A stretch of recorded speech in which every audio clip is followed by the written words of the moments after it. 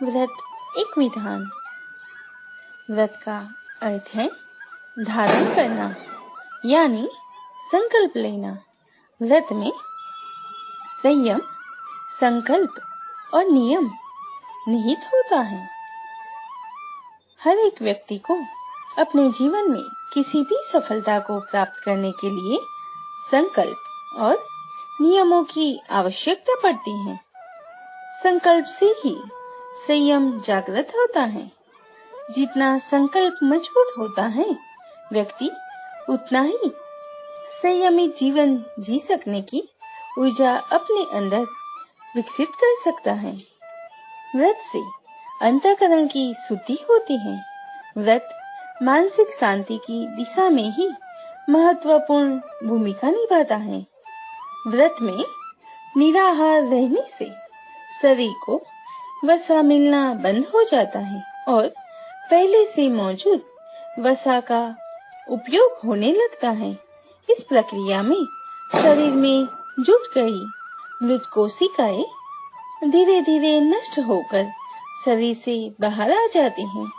इस प्रकार स्वास्थ्य की दृष्टि से निराहारी व्रत लाभप्रद होता है।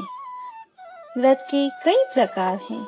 कायिक व्रत, वाचिक व्रत और मानसिक व्रत को अपनी व्रत साधना में समाहित करना आवश्यक है। कायिक व्रत में हम शरीर हिंसा या अत्याचार की भावना का त्याग कर दे, दूसरों को सताए नहीं। वाचिक व्रत में किसी को अप्रिय वचन न बोले, किसी की निंदा न करे, सत्यवादी बनने का प्रयास करे। मानसिक व्रत के अंतर्गत हम अपने मन के शुद्धिकरण की तरफ प्रयास करें।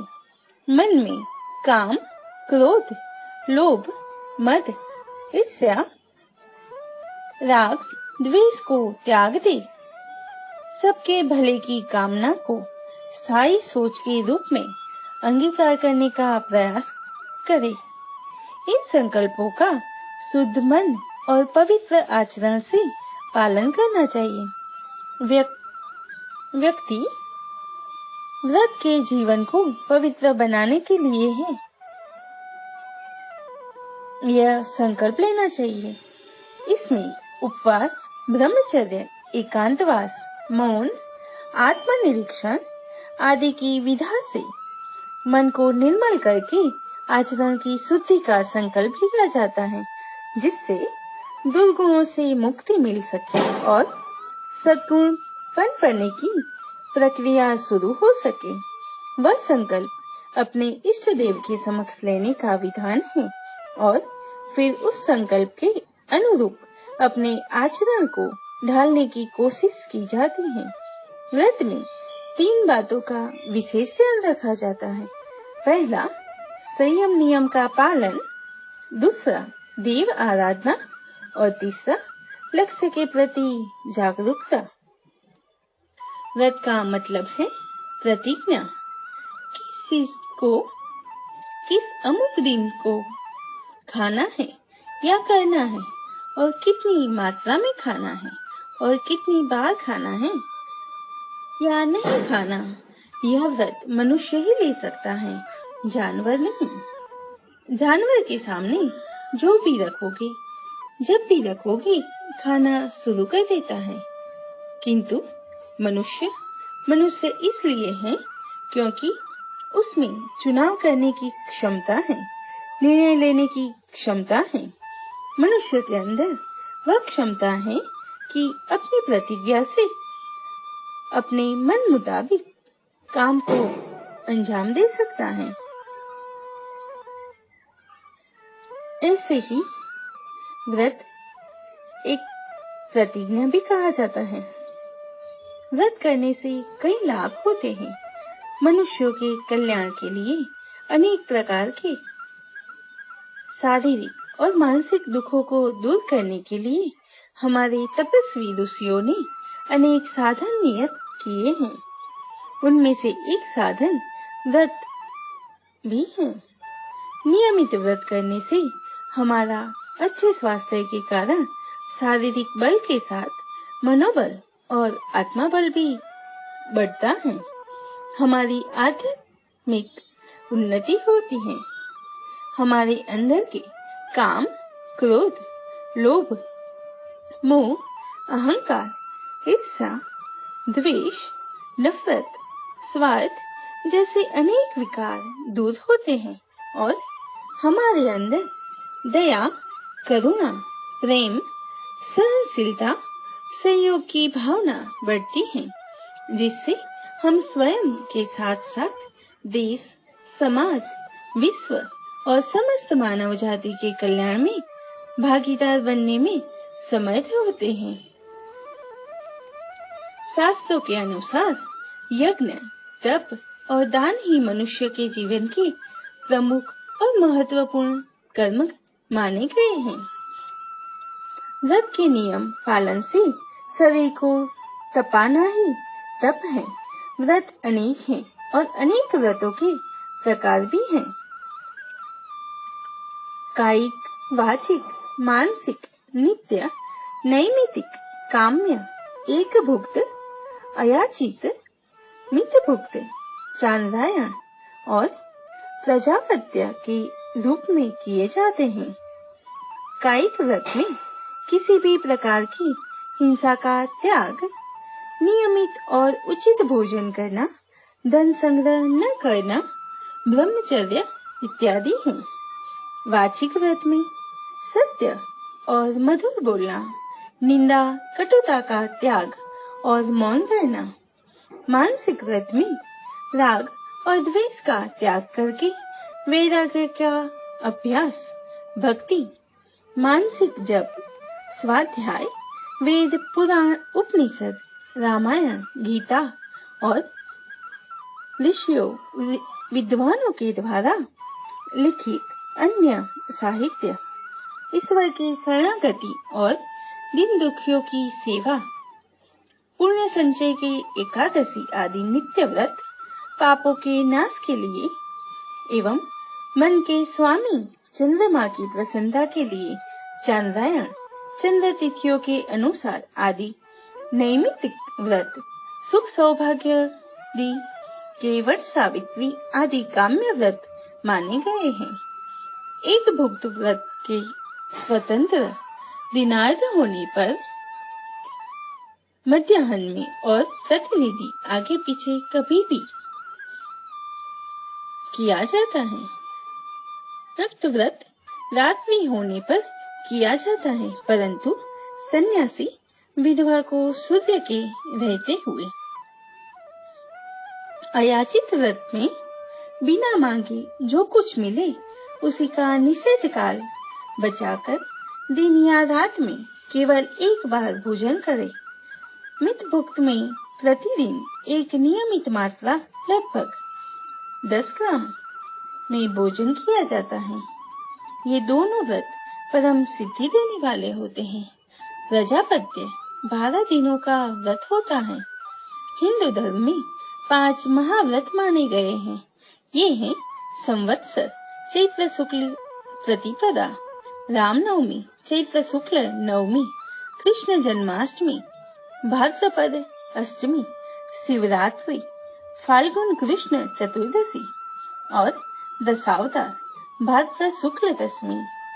शास्त्रों के अनुसार सभी प्रकार के व्रतों में मास, पक्ष, तिथि, वार, नक्षत्र, योग, करण, समय यानी काल और देव पूजा का बहुत ही महत्व है।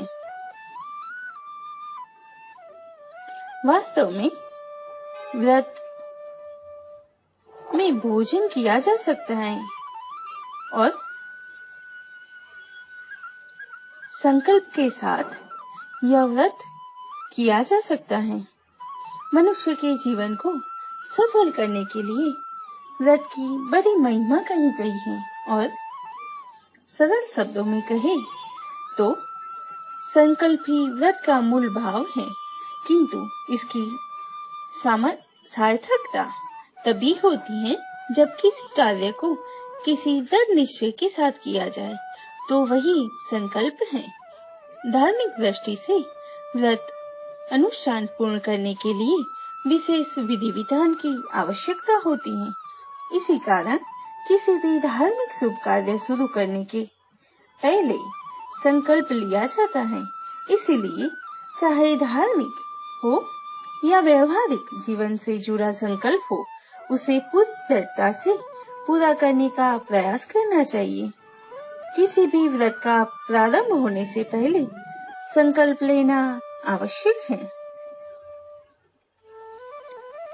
ऐसे ही व्रत करने वाले को गंध, पुष्प, वस्त्र व्रत के अनुसार धारण करने चाहिए। व्रत पूजा या हवन आदि में केवल एक वस्त्र पहनकर या बहुत सारे वस्त्र धारण कर हवन करना उचित नहीं होता है। व्रत करने वाले स्त्री या पुरुष को वस्त्रों का रंग व पूजा के फूलों का रंग उपवास विशेष के अनुसार लेनी चाहिए। जैसे भगवान श्री हनुमान जी को प्रसन्न करने के लिए अगर उपवास किया जाता है तो उपवास के दिन लाल रंग के वस्त्र धारण कर पूजा में लाल रंग के फूलों को उपयोग करना शुभ रहता है। व्रत करने वाले व्यक्ति को आचमन किए बिना क्रियाएं करना व्यर्थ होता है। नहाते, धोते, खाते, पीते, सोते, छींकते समय और गलियों में घूमकर आने के बाद आचमन अवश्य करना चाहिए। यदि जल न मिले तो दक्षिण के कान का स्पर्श भी किया जा सकता है। व्रत कई मनोकामना के लिए रखे जाते हैं। अलग अलग तिथियां और दिन अलग अलग तरह से मन और शरीर पर असर डालती हैं, जिसको ध्यान में रखकर अलग अलग तिथियों और दिनों का व्रत का विधान बनाया गया है। व्रत बहुत ही महत्वपूर्ण माने गए हैं। व्रतों में सर्वाधिक महत्वपूर्ण व्रत एकादशी, पूर्णिमा, अमावस्या और नवरात्रि के माने जाते हैं। एकादशी का नियमित व्रत रखने से मन की चंचलता समाप्त होती है तथा धन और आरोग्य की प्राप्ति होती है। पूर्णिमा या अमावस्या का व्रत रखने से हार्मोन की समस्या ठीक होती है तथा मनोरोग दूर होते हैं। वर्ष में 2 संधियां पड़ती हैं। उस समय शरीर की धातुओं को संतुलित करने के लिए नवरात्रि का व्रत का विधान बताया है। वर्ष में केवल दोनों नवरात्रियों का उपवास रखने मात्र से ही अपने शरीर की रोग प्रतिरोधक क्षमता बढ़ सकती है और वर्ष भर स्वस्थ भी रह सकते हैं। व्रत निर्जल भी हो सकता है, फलाहारी भी हो सकता है और जलीय भी हो सकता है। सामान्यतः निर्जल व्रत पूर्ण रूप से स्वस्थ व्यक्ति को ही रखना चाहिए। अन्य या सामान्य लोगों को फलाहारी या जलीय उपवास रखना चाहिए। व्रत में अधिक से अधिक समय ईश्वर का ध्यान और उपासना लगानी चाहिए। खान पान में रसीले फल, कंद या मूल या जल दूध या दही लेनी चाहिए। संध्या काल में पूजा करने के बाद या अर्घ्य देने के बाद ही फलाहार करना चाहिए।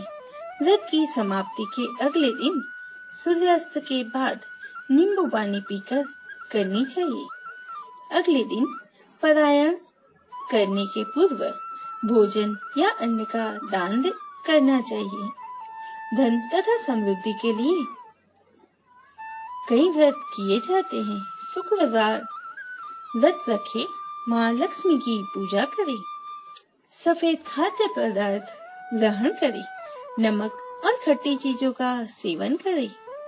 मन चाहे जीवन साथी के लिए सोमवार का व्रत रखे, शिव पार्वती की पूजा करे, शिवलिंग पर बेलपत्र तथा जल अर्पित करे एवं पार्वती मंगल का पाठ करे।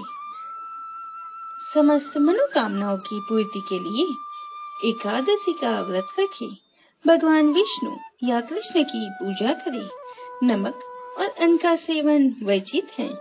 जहाँ तक हो सके जलीय आहार ही ग्रहण करें एवं विष्णु सहस्त्र नाम तथा श्रीमद् भागवत का पाठ करें।